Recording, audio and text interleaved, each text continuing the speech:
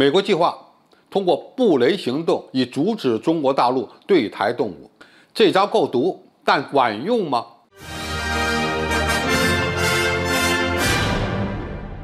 观众朋友、网友朋友，大家好，我是付全少。随着中国军队的反介入、区域拒止作战能力的强大，美国海军以航母为主的作战平台已经失去了对中国的威慑力，他们开始为如何武力干涉台海而焦虑了。据南华早报报道，一位美国海军的指挥官暗示，在黄海和珠江三角洲地区布设水雷，可能有助于让北京回到谈判桌上来，通过布雷封锁经济发达地区的海岸线、军港和航运线，被美军认为是一种低成本的作战样式。水雷从诞生之日起就是一种部署容易、清理非常难的作战武器。如果美军真要通过布雷行动来阻止中国统一，那的确是一招非常毒辣的战术，有可能会破坏解放军作战行动的连续性，以及干扰战役进程的节奏。但是如果美国真敢这么搞，其实施的难度非常大，而且非常严重的后果也不见得是美军能够承受得了的。首先，这种反制措施可以被视为是一种威慑或者是经济战。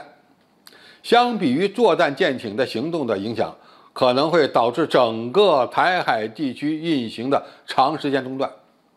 而中国是全球最大的贸易国，将对世界供应链带来直接的影响。这么做呢，也是违反国际法的。其次，中国才是全球扫雷技术实力最强的国家。一旦美军敢这么搞，那么解放军的反布雷行动就会让美军在印太地区失去自由行动的能力，因为你能布雷，我也能布雷，而我扫雷的能力又比你强，那么你就得好好掂量掂量了。一般而言，布设水雷最快的、最便捷的方法是空中布雷，但这需要出动大量的运输机、轰炸机来实施。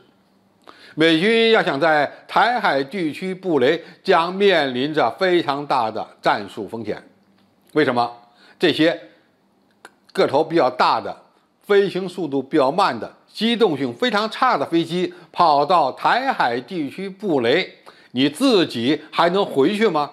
一般来说，台海周边的水域水比较浅，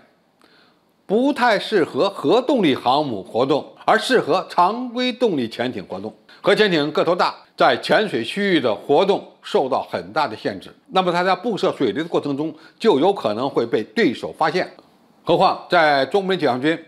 不断提升我们空中、水面、水下反潜能力时，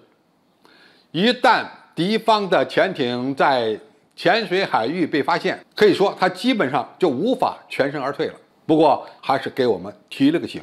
需要充分认识到水雷在未来军事冲突中的作用，并且呢，事先采取相应的技术方式和战术手段，才能有效地破解美军所实施的水雷战。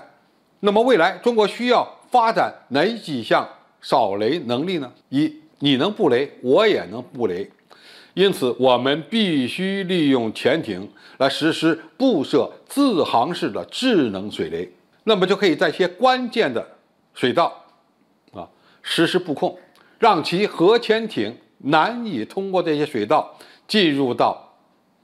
台海周边。第二呢，过去的布雷方式无非通过舰船、飞机来实施，那么今后我们会不会发展出用弹道导弹布设水雷的方式来进行大规模的布雷呢？第三，我们需要不断的提升我们轰炸机布设自航式水雷的能力，因为我们的战略轰炸机既可以携带空对舰导弹，也能携带巡航导弹。那么类似的这种自航式的水雷，或者是带火箭助推器的自航式水雷，那么也有可能会作为我们今后航空布雷的手段之一来使用。第四，当然是要提升各种各样反水雷的能力和手段了。总体而言，美军想用水雷来对付中国，其实忘了自己在智能水雷和扫雷能力的装备发展上，目前他们已经落后于中国了。如果美国敢对中国玩水利战，那么不但中美贸易可能中断，美国在印太地区的军港也可能全面瘫痪，